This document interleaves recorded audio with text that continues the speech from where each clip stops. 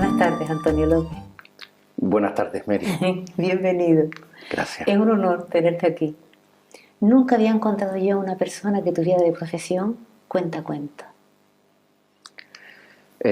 Cuando comencé, soy hijo de los primeros festivales de narración oral que se celebraron en el municipio de Agüime, de la mano del desaparecido Antonio Lozano. Y costaba, cuando decidí tomarlo como profesión, costaba explicarle a la mayor parte del público en qué consistía este oficio. Y lo serio que era. Sí. Pero afortunadamente en la actualidad y después de los años que han transcurrido y de la evolución de la narración oral en el archipiélago, afortunadamente la cantidad de narradores y narradoras que están por todo el archipiélago hacen que ya no sea tan extraño, que no sea tan insólito. Efectivamente. Y una cosa que se me ocurre de pensar, cuando tú pensaste que ibas a ser narrador de cuentos, de chico, ¿tú recuerdas haber escuchado cuentos? ¿Te interesaban? ¿Te llamaban la atención? ¿Los buscabas? ¿Tenías algo por dentro interno que te ligara al cuento, que te fascinara? ¿Cómo fue ese encuentro con el cuento? La capacidad de ensoñación interior siempre la tuve. Vale. Y fui un niño, me recuerdo un niño más bien tímido y más escuchador que hablador. Me gusta todavía hoy escuchar más que contar. Cuando me llegó la hora de la lectura, he sido siempre un lector contumaz, tengo mucha curiosidad y disfruto mucho de la lectura. Con el tiempo los lectores también nos vamos volviendo críticos y en ocasiones son más las decepciones que los premios de encontrar un libro que te sorprenda, que te eleve del suelo y que cuando lo cierres ya no vuelvas a ser el mismo. Pero sigo leyendo, sigo buscándolo. Y quiero decir que sí, esa capacidad de ensoñación estuvo, y lo que no estaba, que descubrí después como oficio, fue la de intentar que lo que tenía dentro de la ensoñación buscara el canal de salida y se pudiera compartir con la palabra. Tienes una profesión preciosa. Sí, creo y que muy sí. Seria. Y muy importante. Trascendental, muy inherente, muy relacionada con la construcción del ser humano, sí, con el tiempo. Sí. Y sobre todo con la parte humana que compartimos, ¿no?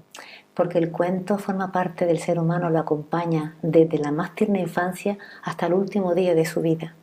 No hay nadie que no tenga ensoñaciones, anhelos, deseos o se invente historias. Igual que ocurrió con el teatro, igual que ocurrió con la música, igual que ocurrió con la pintura.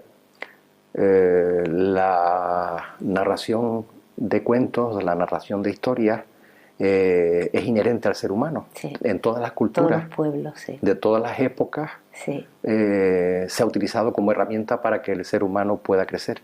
Pues sí. Y tiene ese valor, creo. Como elemento de evolución y de aprendizaje es que es imprescindible. Si tú no cuentas cómo se hizo el fuego, no existiría, por poner algo tan simple. Además, supongo que casi es una herramienta que tiene la misma antigüedad que la palabra. Sí. Yo me imagino que desde que tuvimos el uso de la palabra, la capacidad para guardar la memoria, compartir la memoria y lo vivido a través de la palabra fue inmediato. Sí. Y a mí particularmente me atrae más la herramienta que el propio contenido, que el cuento. Es decir, lo que a mí me motivó realmente a contar fue el maravillarme el poder que tenía la herramienta de la comunicación oral. Eso fue lo que realmente me empujó a contar. ¿Y te intimidó empezarlo a hacer? Porque es una responsabilidad muy grande. No especialmente, no especialmente. Sí es cierto que cuando, en las primeras etapas, recuerdo cuando contaba para niños y niñas en los centros escolares, con los temas, con lo que sucede con los personajes.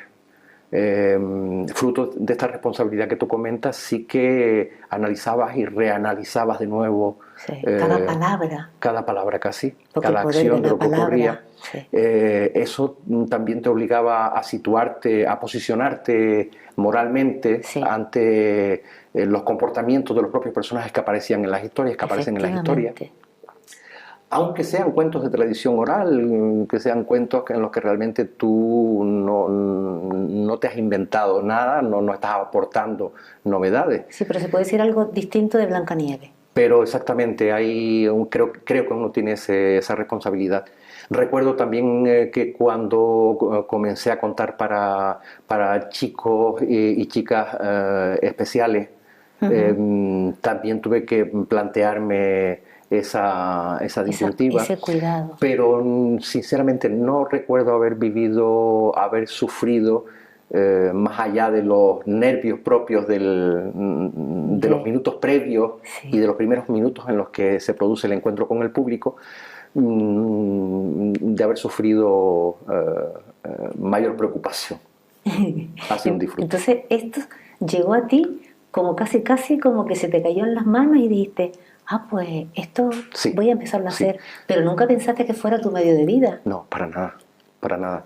De hecho, me gustaba el teatro como espectador, pero no tenía experiencia teatral, no vengo del mundo del teatro, no tenía nada que ver con mi profesión anterior, y lo descubrí por casualidad, como dices, quizás no por casualidad, porque No. uno sabe que los caminos del azar están movidos por unas leyes matemáticas que al Sí, sí. final las accionan.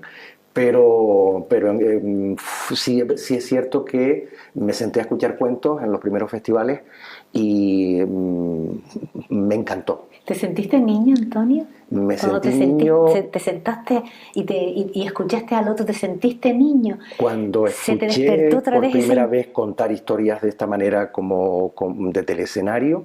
Yo sinceramente me conmoví.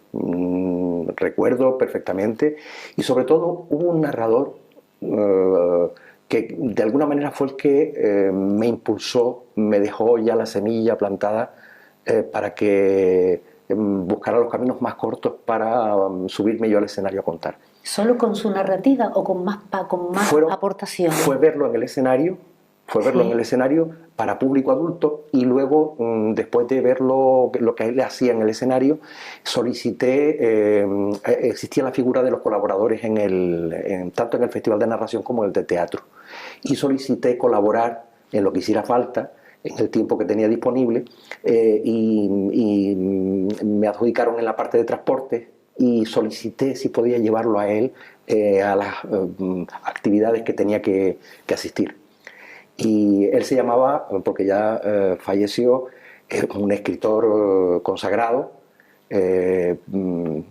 Jairo Aníbal Niño, ¿De dónde es ese? de Colombia. Sí, Colombiano. es un escritor, tiene escritas unas cosas bellísimas, pero en el escenario Jairo Aníbal Niño desplegaba toda una humanidad. Yo recuerdo su sesión de cuentos, la primera vez que lo escuché, de llorar y reír, de pasar de Él una emoción. narrándolo No, los que estábamos al escuchando. público. Y tuve la ocasión de acompañarlo a una sesión de cuentos con un numeroso grupo de adolescentes en la sala de teatro del Cruce de Arinaga. Y yo pensé que se lo iban a comer, porque Jairo Aníbal Niño era Pero un lo de, hombre ya mayor. perdona, Jairo Aníbal Niño, lo de niño era apellido. Sí, No me digas tú a mí que esa casualidad puede existir también. sí, pues tendrías que leer lo que escribe. Pues leeré algo. Era un espíritu maravilloso, Jairo Aníbal Niño. Y el caso es que cuando lo vi narrar para adolescentes y casi aplacar una tormenta De hormonas locas. en cuestión de 2 minutos, sin hacer nada llamativo en el escenario, ¿Qué salvo hizo? utilizar las ¿Qué hizo, Antonio? ¿Qué magia hizo? mirar a los ojos y empezar a utilizar las herramientas que se utilizan cuando uno se comunica oralmente, las que estamos utilizando tú y yo ahora para hablar, pero con tanto mimo, con tanta sabiduría que uno consigue llegar a lo profundo del otro. Yo sufrí un terremoto por dentro que me hizo plantearme que la vida sin aprender a hacer lo que sabía hacer ese hombre era mucho menos Más valiosa. gris. Y fue cuando me lo planteé. Tuve ocasión después de escucharlo en otras ocasiones. Y después otra cosa muy importante. Los traslados y después ya con cierta intimidad tuve ocasión de hablar personalmente con él y descubrir que la misma humanidad que se desplegaba encima del escenario estaba a ras de tierra. La llevaba de forma continua, es decir, había una construcción de ser humano sosteniendo al narrador. Y Ay, qué bonito, eso me interesó mucho. Enseguida comprendí que no se trataba de teatro, que la persona que se sube al escenario no se transforma, sino que consigue ser ella misma en el escenario a pesar de la distancia con el público, a pesar del tormento de la iluminación o de los inconvenientes del sonido. Y eso me interesó muchísimo y fue lo que me puso realmente en la estela, más que el cuento en sí. Claro. Luego, claro, en el trayecto, ya cuando empiezas a descubrir cuentos milenarios que los seres humanos hemos construido en la evolución del tiempo, claro. Cuentos que pueden tener 2.000, 3.000 años de evolución, que están escondidos los arquetipos que se despiertan casi como artilugios herramientas. Terminas también enamorado del cuento, pero eso vino mucho más tarde. Entonces el cuento no ha cambiado mucho. Es nunca mejor dicho. No, evidentemente el ser humano y sus principales preocupaciones se llevan al cuento. Están en los cuentos. Evidentemente cuentos de la muerte, cuentos de amor, cuentos del nacimiento y de la creación, cuentos o que tienen que ver con los conflictos humanos. Evidentemente se les puede cambiar el exterior, pero seguimos necesitando escuchar historias. El cuento entonces también puede ser terapéutico, ¿verdad, Antonio? Sobre el uso del cuento. El buen uso del cuento. Sobre el uso del cuento, en educación se utiliza para ayudar a crecer. Sí. Se utiliza también para animar a leer. Sí. Parece que hay gente que lo puede utilizar para como pasarrato o con intenciones de sanar. Qué mentira encantada. Yo solo soy narrador, quiero decir. ¿Pero cuánto hay? ¿Solo no me meto en el uso que de la herramienta de lo que se cuenta pueda hacer el otro. Vale. Entiendo que después de yo haber contado, la construcción que se genera en el imaginario del que escucha le pertenece a esa y persona. Yo no tengo absolutamente nada que ver. Un ingrediente imprescindible del narrador de cuentos, del cuento en sí, es el amor. Sí. Yo creo que es un ingrediente, creo que es el ingrediente. Sí. Yo con siento, todos sus matices. En ocasiones, cuando vas a contar, los estados de ánimo personales marcan mucho la pauta. Una de las cuestiones que uno debe hacer como narrador antes de ponerse ante el público es tener un ratito para escucharse y saber cómo está. Porque hay cuentos que no salen o no deben salir con un determinado estado de ánimo. Con determinado estado de ánimo del narrador. Además tienes que tener en cuenta también al público. Igual que cuando estamos conversando tú y yo, elegimos las palabras. Probablemente si no tuviéramos el ojo de todas las personas que sabemos que nos están mirando, utilizaríamos otras palabras tenemos siempre en el sentido común pensar que los demás me tienen que entender, me tengo que hacer entender. Claro. Entonces tienes que tener en cuenta para el público que vas a contar. Comunicador. Cuando has hecho eso, tu estado de ánimo y a quién vas a contar, se empiezan a desgranar un poco las historias que pueden salir, ¿no? Y en ocasiones te obligan a tener una lectura de la intimidad tuya y de conocerte muy bien, porque a base del entrenamiento cotidiano, de que cada vez que vas a contar tienes que hacer ese análisis de cómo estás hoy. Y hay algunos de los momentos que por estar en un determinado estado de ánimo, que a lo mejor no has podido controlar, tienes que cambiar de cuento. Sí, sí. Por ejemplo, ¿en qué momento? Si que recuerdes algo. Y equivocarme. Y en la primera parte del cuento, prácticamente en la presentación de los personajes, darme cuenta que ha sido un error. Que ha sido un error elegir ese cuento para ese auditorio. Elegir ese cuento, que no tengo ganas de contarlo. Vale. ¿Ah? Todo esto partía por lo que tú comentabas del cariño, del amor que hace falta para el encuentro con el otro. Evidentemente, el acto de ponerse ante un grupo y contarles una historia es un acto de amor. De generosidad. Es un acto de... hace un esfuerzo y al mismo tiempo se provoca un encuentro que puede ser en ocasiones muy satisfactorio y en ocasiones muy doloroso. Sí. Entonces tienes que creer en el ser humano y tienes que creer en el poder que tiene la palabra para que todo salga bien. Y también tienes que creer en la enseñanza que lleva ese cuento. Si, por ejemplo, estás delante de un grupo de niños que viven en una circunstancia de desesperanza y le cuentas un cuento de esperanza, tú tienes que creer en la esperanza. Claro. Y comunicárselo con esa misma emoción que le quieres transmitir a ellos, que puede ser posible. Sí. La esperanza, algo así. Sí.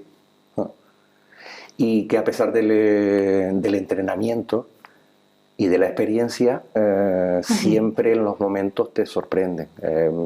Que de repente, contando para un grupo de escuchadores de 3, 4 años, sucedan cosas en las miradas, o sea, que tú lo que detectas que se está construyendo en el otro lado te conmueva y no tengas capacidad para soportar la emoción. Es decir, eso me ha pasado con frecuencia, no digo con frecuencia, pero sí no es extraño. Quiero decir que te tengas que se te bañen, se te pongan húmedos los ojos, que intentes hacer el esfuerzo de respirar con más frecuencia para que no te salga el llanto. ¿Y si te sale? Y si te sale, es que depende.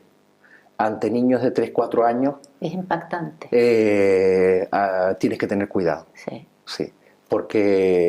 Pero si hace falta, no pasa nada. Con porque adultos no, sí que se para simplemente y se toma el tiempo que hace falta y se comparte con el público lo que está sucediendo. Y si te pilla la pena, ¿cómo la manejas? Te digo que no debe ocurrir. Es decir, ¿Y lo consigas, Antonio? El narrador cuenta la historia y no debe... Y mantenerse así como sin involucrarse demasiado. No debe vivir las emociones de los personajes. Tú tienes tu propia emoción ante el cuento. Pero después de haber contado el cuento 50 veces, de alguna manera... Hay heridas que te pudo abrir en su momento el cuento cuando te enamoraste de él, que se cierran. Que te sanó. Que están cicatrizadas. Entonces, y yo creo que además eso le beneficia al cuento. Lo que debe emocionar al público fue lo que te emocionó a ti del cuento, no las emociones del narrador. ¿Y dónde termina una cosa y empieza otra, Antonio? Yo creo que... si el narrador interviene demasiado en el cuento, es decir, tú imagínate que en un cuento de humor, te pongo un ejemplo, la parte de humor del cuento propia de comentarios que no pertenecen al cuento hechos por mi parte sean más graciosos que el propio cuento. Vale. El narrador se erige en protagonista. Vale. Y vale. el cuento queda en un segundo Sí, escalón, en un segundo plano. Yo soy partidario, y en esto son cuestiones personales. Yo creo que el narrador debe salvaguardar siempre el cuento. Quedar siempre, vale que puedas enriquecer, que puedas apostillar en algún momento, sacar algo tuyo, pero creo que el cuento debe sostenerse por sí solo y debe contarse de manera que sea el cuento el que brille y que sea el que escucha el cuento el que decida. Vale. En qué momento se va a reír, y no porque tú por la forma de hacerlo lo vuelvas gracioso. Vale. Los graciosos deben ser los personajes. Entonces todo medido. Sí. Impecablemente medido. Debe ser así. Debe ser así. Debe ser así. Claro, cuando contamos por la noche a nuestro hijo, a nuestra hija. Te quería preguntar de eso. Porque claro, los cuentos, los hijos van de la mano. ¿Cómo has vivido tú esa etapa de tus hijos, tus hijas y los cuentos? Pues desgraciadamente les he contado mucho, evidentemente, pero no cuando iban a dormir. De hecho, recuerdo durante un tiempo estuve utilizando como título para las sesiones de cuentos infantiles, cuentos para despertar niños. Porque lo de dormirlo tiene como una acepción extraña. Sí, de Villet. Sí, tienes razón. Sucedía cuando lo intenté, ya me nacieron las hijas, ya yo era narrador. Y efectivamente la gente me preguntaba, oye Antonio, pues entonces esas niñas son unas privilegiadas porque tienen cuentos cada día y cada noche. Sí, pero descubrí que a la hora de dormir se les cuenta para dormirlos, para serenarlos y dormirlos y llevarlos a sueños felices. Y cuanto más aburrido. Te cuento lo que me ocurrió en las primeras ocasiones. Que me quedaba en cama con mi hija y a los 20 minutos venía mi compañera para ver si había conseguido dormirla y lo que estaba era dando brincos encima de la cama la chiquilla. Como una moto. Porque claro, lo que hacía yo con los cuentos era otra cosa. Qué bueno. Y descubrí que era el momento ese yo iba a huir y que fuera ella la que se encargara de contar por la noche. Ya durante el día sí y en cualquier momento, porque era lo que realmente yo ya andaba buscando. Y me enseñaron muchísimas cosas. Claro. Me enseñó. ¿Cuánto enseña la infancia, verdad, Antonio? Claro, tenerla tan cerca en casa te permite crear también canales de comunicación en lo no verbal, sobre todo. Sí, eso te iba a decir. Y percibir de ellos y de ellas gestos, asombro, sorpresa, yo qué sé, infinidad de cosas. ¿Y cómo se construye el pensamiento? La vivencia con mis hijas es cierto que me ayudó muchísimo a mejorar los caminos de encuentro con otros niños y niñas a los que les contaba. Mira qué bien, mira para todo lo que sirven los hijos, hasta para enseñarnos. Es que es a veces de quienes más se aprende. Sí. A veces no, yo creo que siempre. Nuestros hijos se convierten en nuestros maestros. A mí me sucede que no podría prescindir de las sesiones de cuentos para niños. Claro. Te iba a preguntar, no solo narras cuentos para niños y para adolescentes. Y para adultos. Y para adultos. Sí. Y cuando llegas a contar cuentos para adultos, ¿qué es lo que ocurre, Antonio? Bueno, se disfruta igual, realmente el objetivo de encuentro, lo que buscas, es exactamente lo mismo que con los pequeños. ¿Cambian los temas? Cambian evidentemente los temas, cambia la escala de valores. La cantidad de información. Yo creo que la construcción que se realiza en el hipocampo. Vamos a ver, cuando escuchamos a alguien contar un cuento, lo que ocurre, igual que cuando leemos, en algún lugar de nuestro cerebro montamos una especie de película en la que somos los directores, los que estamos escuchando o los que estamos leyendo. Sí. Es una película conformada con imágenes, con sonidos, con olores que nos pertenecen. Y con emociones. Y con emociones que están sacadas de nuestra memoria. Sí. El texto lo pone otro, pero tú vas construyendo esa película a tu modo y manera. Traduciéndolo a tu lenguaje, como si dijéramos. Sí, y es se personaliza, es decir, lo que sucede con la lectura de un libro que quizás a todos nos resulte más cercano. Les habrá ocurrido que leen un libro que les conmueve y que posteriormente, al cabo de unos años, ven que está en una película, que han hecho una película del libro. Y cuando vamos a ver la película nos decepciona completamente porque nada tiene que ver con la construcción del libro que nosotros hicimos. Fíjate tú que ese tópico a mí nunca me ha pasado. Cuando leo una novela, un cuento, un libro, lo llevan a la pantalla, lo voy a ver, nunca lo comparo. Y me parece siempre precioso y una suma. Es otra construcción completamente Es distinta. otra construcción. Sí. Por cierto, ¿conoces el libro de mi planta de naranja lima? Sí, la leí con 12 años. ¿Serías capaz de contar ese cuento algún día sin que se te moviera todos los pelos de tu cuerpo? No está en la mesa de noche, pero está 2 metros más allá de la cama. Cosa En más un mueble linda, que tengo por favor. No lo enfrente olvido. del... Es de una belleza y de una dureza. De una belleza y Bueno, una dureza yo tenía tan... 12 años y recuerdo llorar de manera irreprimible, llorar físicamente, Sí, de sí, manera sí. irreprimible, y tener que dar explicaciones de por qué estaba llorando a la salida del dormitorio. Mi hermana, perdona, una de mis hermanas lo leyó.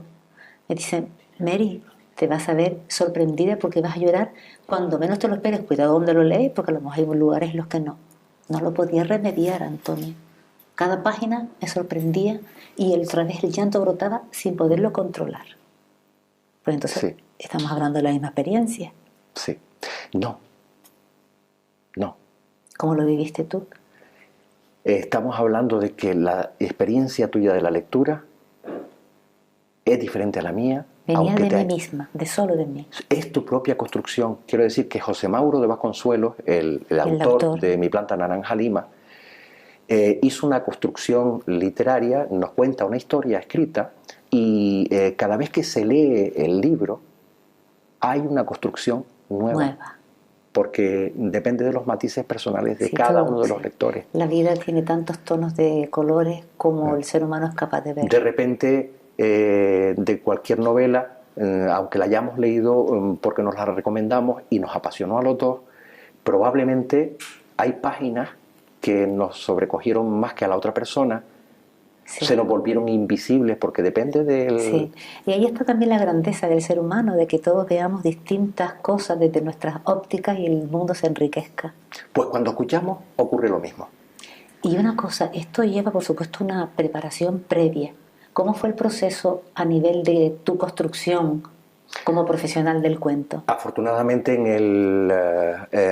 el Festival de Narración de Agüimes se ofertaba también formación, se aprovechaba que estaban aquí narradores de talla internacional para que también hubiera formación. De un taller básico pasé a talleres de especialización, pero sobre todo, y por desgracia los narradores se marchaban, los maestros se marchaban, y lo volví a ver prácticamente al cabo del año. Hasta que no empecé a salir fuera y pude estar en otros festivales donde también hacía formación.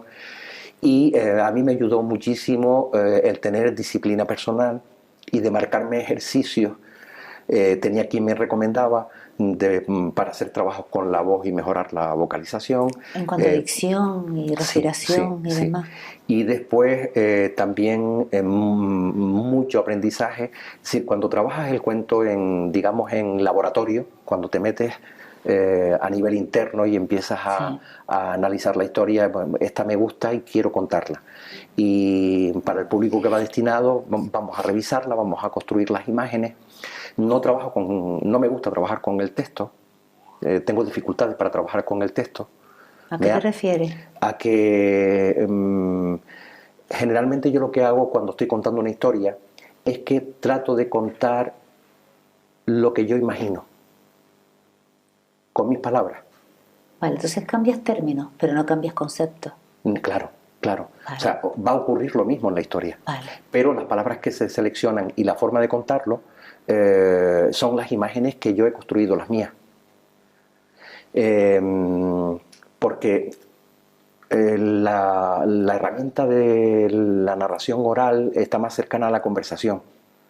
No me vale un texto teatral, un texto aprendido de memoria. Vale, ya te entendí. Vale. Lo que surge entre el público y el narrador es una conversación. Sí, Y tiene que ser espontánea. sí. No es lo mismo escribir una anécdota de algo que me ocurrió y leerla literalmente que contar la anécdota de viva palabra No puedes tener como tú papeles la en la recuerdas. mano. Claro. Tiene que ser pura Ni acción y comunicación. Ni en la mano ni en tu interior. En tu interior. Se conforma la forma de contar el cuento con la construcción de imágenes. Y a base de contarlo se va conformando una forma, un recurso de palabras Vale, que te y me vienen. aparecen nexos que con los que tú no podías, igual no sabías que podías recurrir a ellos. Sí, eso le da Vale. consistencia de estarse contando en el momento, Claro. de ser De estar hilvanado constantemente y y de no tejer necesitar esa conversación con el público. Qué bonito, Antonio. Y peligroso. ¿No? Sí, claro. Sí, es más peligroso que subirte con un texto memorizado. Hombre, es que allí subes Sí. a lo que la vida da, a lo que la vida traiga y a lo que Sí, tu tú tienes que tener muy revoltura. bien masticado todo lo que vas a contar, tienes que tenerlo muy bien masticado, pero después todas las emociones de lo que te venga de dentro y de lo que te venga de fuera, Estás ahí pero arriba. es lo mismo que le ocurre a la palabra cuando, Claro. cuando estamos en conversación en cualquier rincón de la calle, que pasa una Claro. guagua y la interrumpe. Claro, pero cuando se conversa se puede seleccionar el tema, pero cuando vas con un cuento ya tú has preseleccionado el tema del que vas a hablar. Entonces eso es lo que lleva que aun sin necesitar una guía, primero no te olvidas y puedes buscar esos nexos que te lleven a la siguiente frase y si te olvidas no pasa nada, supongo yo, porque siempre podrás usar palabras que quepan en ese olvido. Olvidarse no se va a olvidar. No se puede olvidar, No, eso no no, se puede olvidar, no se es puede porque es una olvidar porque historia que tú estás contando y las historias no se olvidan. en el trabajo previo que lleva el narrador a trabajar el cuento para subirlo al escenario, es tan profundo, es tan Sí, intenso, sí. que las imágenes que te quedan a ti dentro son como vividas. Es como cuando Sí. vas a contar una anécdota de lo que te ¿Qué te ocurrió pasó a ti? a ti. No importan las palabras, tú sabes lo que te ocurrió, no se te puede olvidar. Y la expresión corporal te delata mucho, ¿no? Por supuesto, pero también eso es un proceso. La parte que tiene que ver con el lenguaje no verbal, que está integrado dentro de la comunicación oral, va junto, pero hay evidentemente hay un trabajo personal de intentar limpiar los tics nerviosos que puedan salir,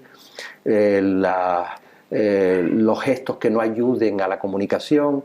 Como por ejemplo, ¿cuáles? Que el movimiento de las manos, de los pies, de tu cara, estén acorde con las emociones del cuento y no con otras emociones. Porque durante el tiempo que estás contando suceden otros pensamientos. Y recurres a los gestos. Por ejemplo, si es asombro, tienes que poner expresión de asombro, ¿no?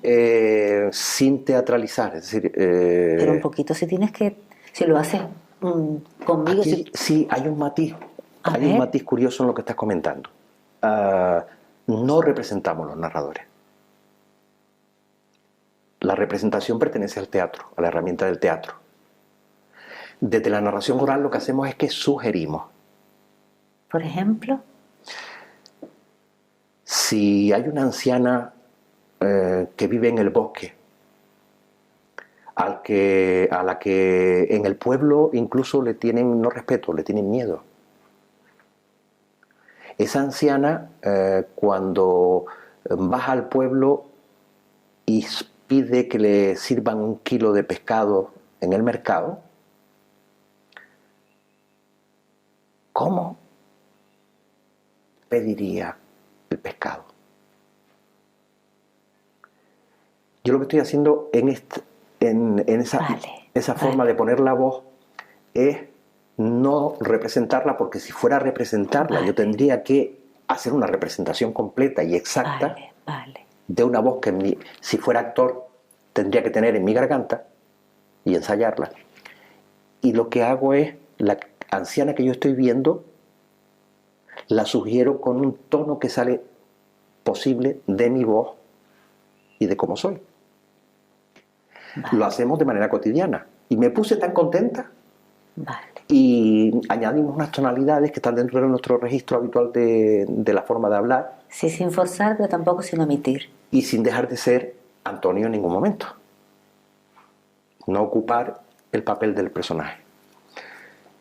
Tú eres el narrador y lo único que... Lo más sano es no representar. Se puede representar, se puede hacer, pero estás utilizando otro código. Estás pisando otro campo, digamos. Sí, estás utilizando otras herramientas.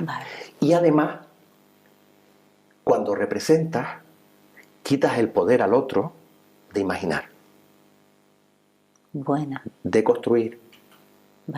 El teatro representa una realidad ficticia encima del escenario y te viene dada. Como la radio y la televisión. En la radio te queda siempre la capacidad de tú imaginar. En la televisión te lo dan hecho. ¿Podría ser?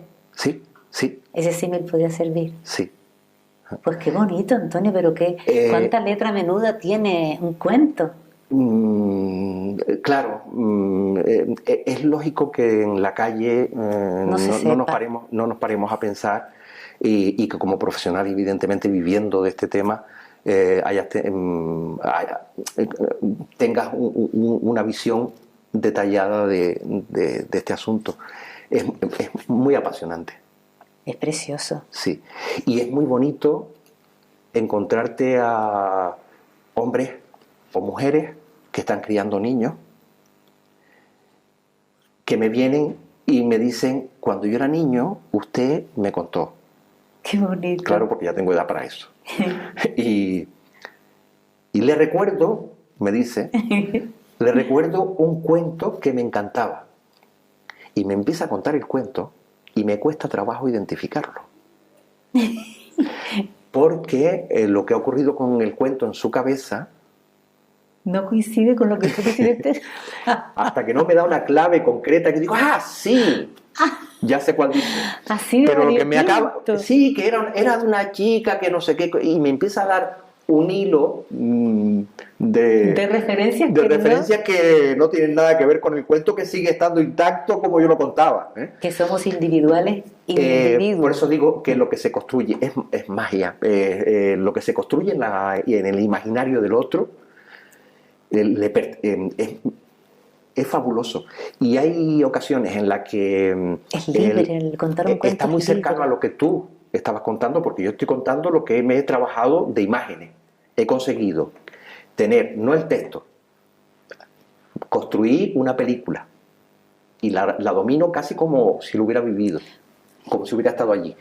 Te relato los acontecimientos y de repente puede haber público, puede haber niños, niñas que vivan con más intensidad o que construyan más de lo que yo he puesto. Claro.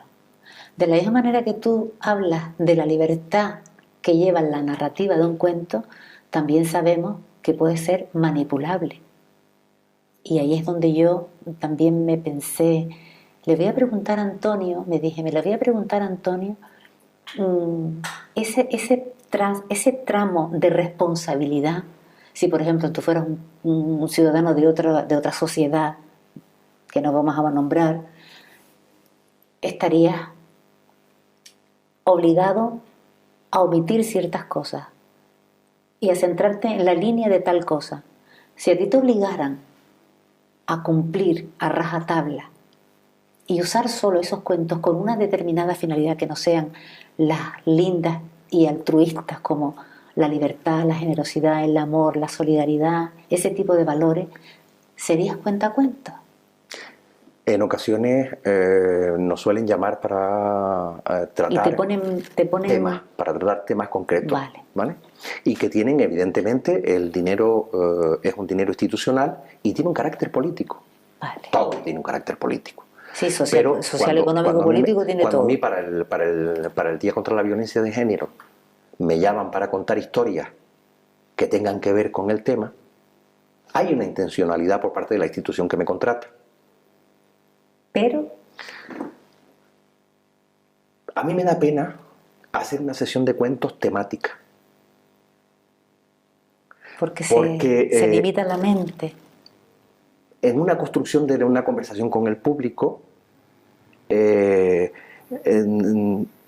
estar durante una hora tratando un solo tema, ¿te parece en cuento? Es como desperdiciarlo. No me permite construir un encuentro humano efectivo. Vale. Hay un proceso cuando a ti te dicen, tú simplemente cuenta. Hay una introducción, cuando tú hablas con cualquier desconocido y se despliegan unas herramientas de encuentro contando que van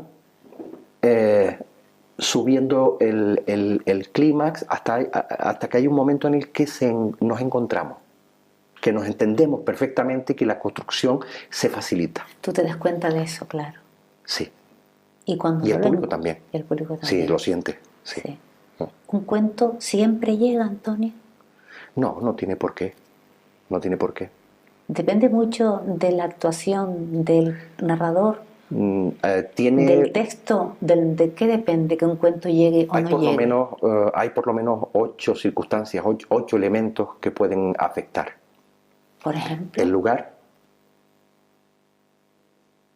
Por ejemplo, que sea frío. El espacio puede destrozar, puede no permitir que... Sí, que haya frío, que haya ruido, por las ejemplo. Condiciones, el eco, Vale. Que no se pueda Vale. construir un ambiente y pueda afectarte o simplemente que se abran puertas en el momento más inesperado. Sí. Y rompa la magia que se estaba construyendo.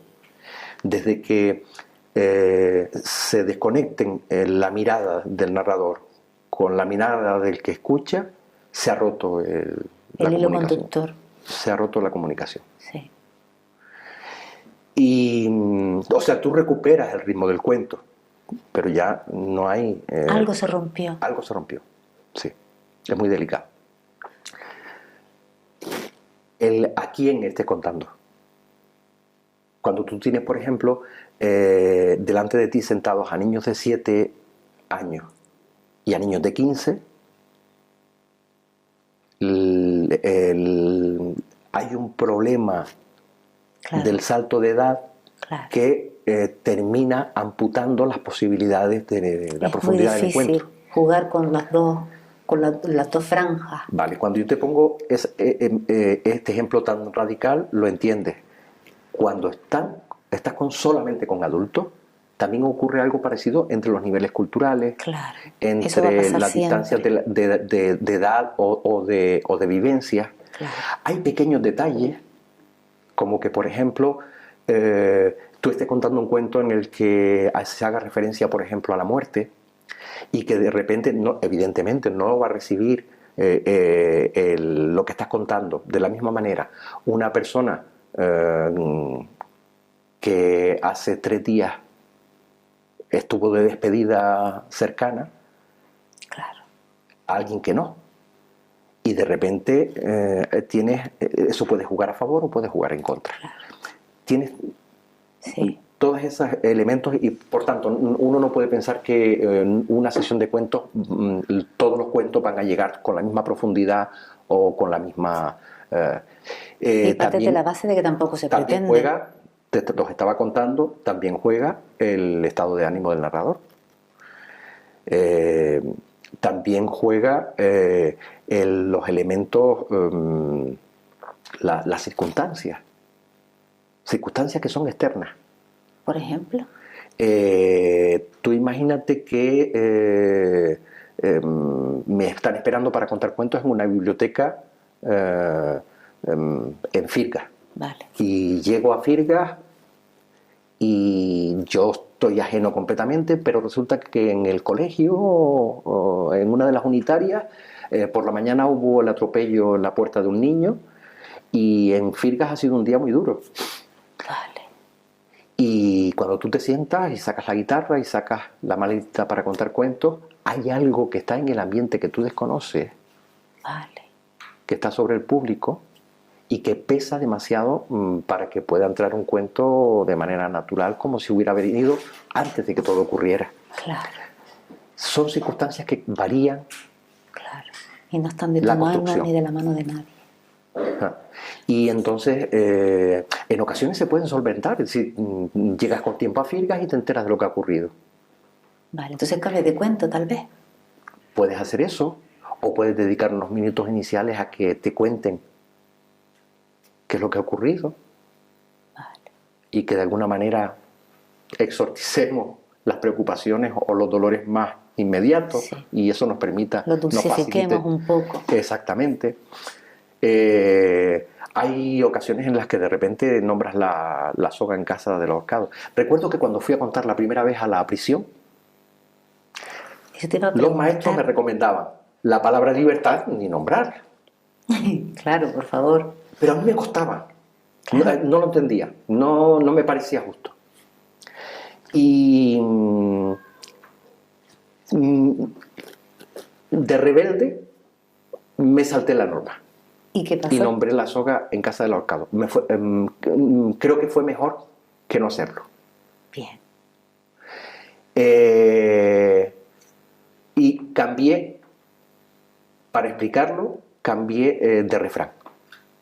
En vez de la soga del ahorcado, hay que poner la mano, el dedo, en la cicatriz que está en la cara del otro, antes de empezar a hablar con él. Cuando hay un defecto en la otra persona que es muy impactante a primera vista, tú no puedes iniciar la conversación con él ignorando lo que no se ve, porque si no, eso está pesando en tu cabeza, dando gritos, y está dando gritos también en su cabeza. Sí. Me está mirando la cicatriz y no dice nada, y es más fácil romper el hielo tocando la cicatriz. Vale. ¿No? Y por ejemplo, preguntarle, ¿esa cicatriz que te lo ocasionó? Por ejemplo. Claro. Y ya está. Y ya está. Y ya no hace falta Ya poner. no va a molestar. El momento lo que fastidia es, ¿y si me ven tal cosa?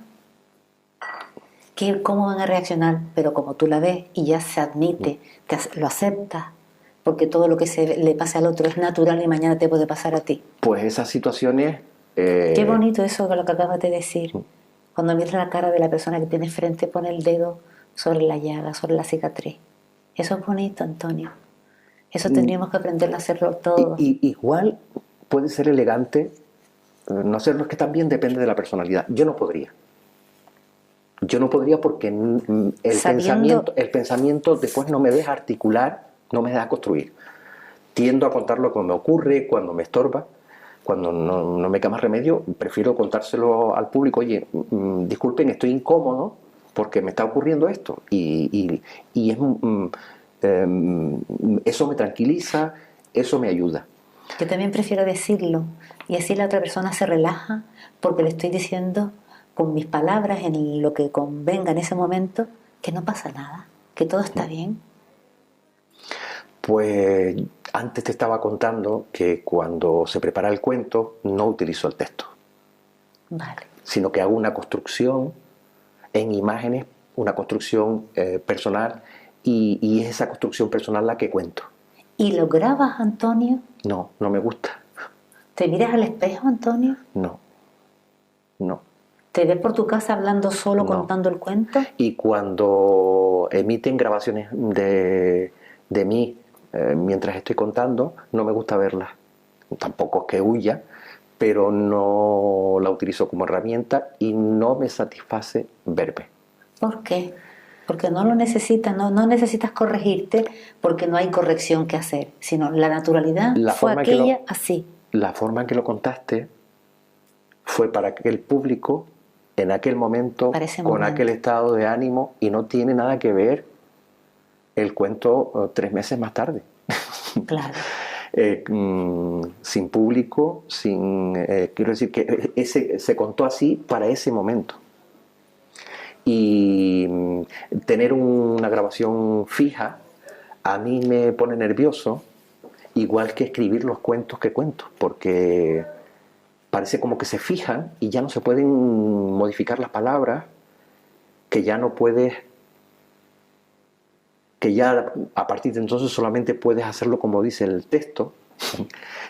Yo tengo ese inconveniente con el texto. Es un mundo inmenso que yo no puedo imaginar que hubiera tanto que sacar de él. Y si tuviéramos que terminar y yo te dijera, esposa un cuento, ¿conoces el cuento de Epaminondas? Sí. Qué lindo es, ¿verdad? Sí, sí. Pero yo quizá para terminar aquí contigo me apoyaría más casi en una leyenda, puede ser. ¿Y cuál sería? Hay una isla, está dentro del archipiélago de Samoa. En una de las islas hay una de las islas que los habitantes, los indígenas que la habitan, viven de la madera. Tienen mucha madera de alta calidad, maderas nobles, de árboles exóticos. Y son leñadores simplemente. Pero son leñadores que viven como lo hacían ancestralmente sus parientes. Utilizan herramientas muy rudimentarias, hachas muy básicas y ni siquiera salen de la isla para venderla. Pasan los comerciantes y se la llevan, la madera. Cuando este grupo tribal tiene un árbol demasiado fuerte, un tronco demasiado ancho para cortarlo con las herramientas que tienen, llaman a un grupo de especialistas que no son bienvenidos en el pueblo, es decir, viven apartados del poblado. Es un trabajo indigno. Este grupo de especialistas trepan al árbol con una facilidad pasmosa, y cuando llegan a la parte más tierna, durante 30 días, durante 30 noches, se ponen a gritar. Y gritan lo más violento que se puede decir en su lengua. Porque ellos tienen la creencia de que el grito y la palabra violenta mata el espíritu que está dentro de los seres vivos. Al cabo de 30 días, los especialistas se bajan y dan por muerto el árbol. Y el árbol se muere.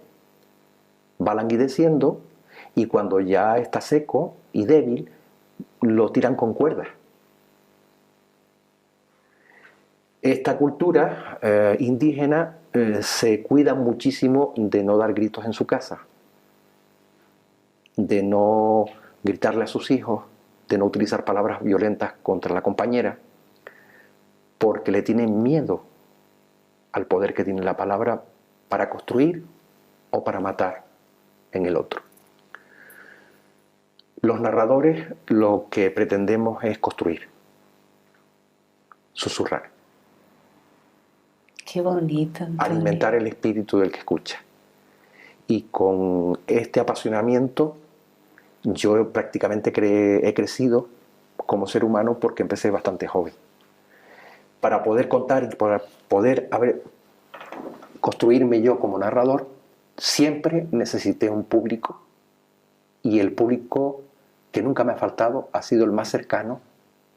Y quiero aprovechar este medio también para decirles que les agradezco profundamente el que me hayan dado la oportunidad de ser un narrador de la comunidad. Gracias a ti por invitarme a tu programa. Qué bonito. Y gracias a todos y a todas ustedes por ayudar a construirme como soy. ¿Y colorín colorado? Este cuento se acaba.